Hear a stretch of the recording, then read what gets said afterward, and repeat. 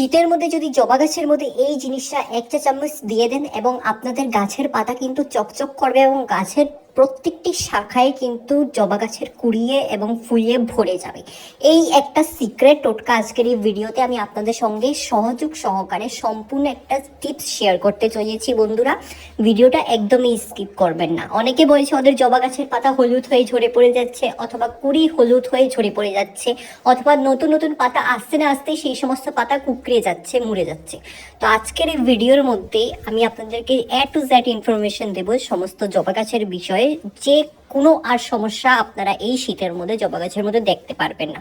মাসের মধ্যে একবার শুধু এই জিনিসটা করতে হবে, খুবই গুরুত্বপূর্ণ পরিচর্যা হতে চলেছে। তো বন্ধুরা, যারা নতুন এসেছেন আমার চ্যানেলের মধ্যে, অবশ্যই আমার চ্যানেলটিকে ফলো করে এবং সাবস্ক্রাইব করে আমার পাশে থাকেন, কারণ এটা আমার নতুন চ্যানেল, অল্প আমাকে সাপোর্ট করেন এগিয়ে যাওয়ার জন্য। তো বন্ধুরা, ভিডিওটা একদমই স্কিপ করবেন না, যদি স্কিপ করে ফেলেন অনেক গুরুত্বপূর্ণ জিনিস মিস আউট করে ফেলবেন। চলুন বন্ধুরা, সময় নষ্ট না করে ভিডিওটা শুরু করা যাক।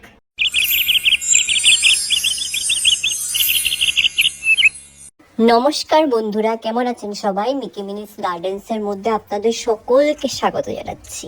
বন্ধুরা, আজকে চলে এসেছি জবা গাছের একটা সিক্রেট পরিচর্যা নিয়ে। এই পরিচর্যা যদি গাছের মধ্যে একবার করতে পারেন তাহলে দেখতেই পাচ্ছেন এরকম সমস্ত ডালে ডালে কিন্তু কুড়িয়ে ভরে যাবে।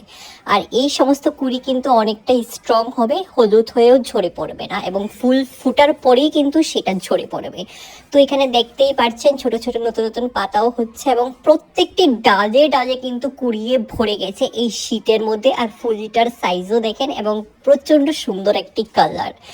তো বন্ধুরা, শীতের মধ্যে অনেকে বিভিন্ন রকমের সমস্যা হচ্ছে জবা গাছকে নিয়ে। অনেকে কমেন্টে জানাচ্ছে যে ওদের পাতা হলুদ হয়ে যাচ্ছে, জবা গাছ গ্রোথ হচ্ছে না, পাতা গ্রোথ হচ্ছে না, পাতা শুকিয়ে যাচ্ছে, পাতার মধ্যে পোকামাকড় আক্রমণ করে নিচ্ছে, কুড়ি হচ্ছে না, কি করব? তো এখানে দেখতেই পাচ্ছেন এই পাতাটা প্রচণ্ড হেলদি। শুধু এটা নয়, সমস্ত পাতাই কিন্তু হেলদি আমার গাছের মধ্যে। কারণ আমি কিছু কিছু গুরুত্বপূর্ণ পরিচর্যা সময়ে করতে হয়। যদি সময়ে করতে পারেন তাহলে অবশ্যই আপনাদের গাছ ভালো রেজাল্ট আপনাদেরকে দেবে। তো এখানে একটা টিপস আপনাদের সঙ্গে শেয়ার করছি। এই যে দেখেন, ফুলটা তো ফুটে অলরেডি শুকিয়ে গেছে, এটাকে তুলে নিতে হবে।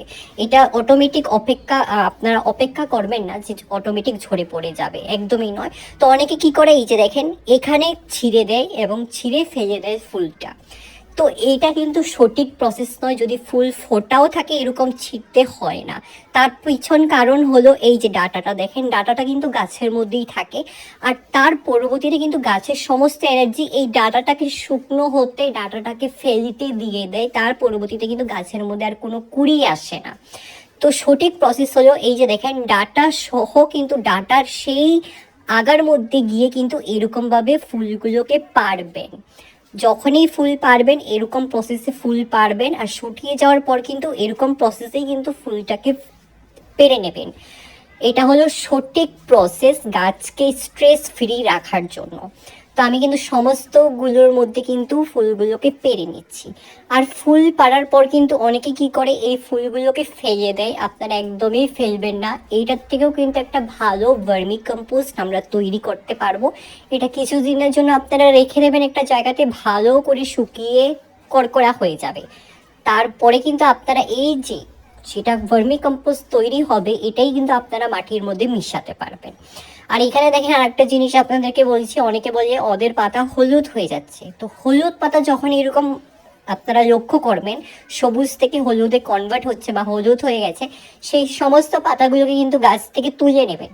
রাখবেন না, ভুলেও রাখবেন না এই শীতের মধ্যে, কারণ শীতের মধ্যে কিন্তু এটা অলরেডি কমন প্রবলেম হয়ে থাকে। তা নিয়ে একদম টেনশন নেবেন না।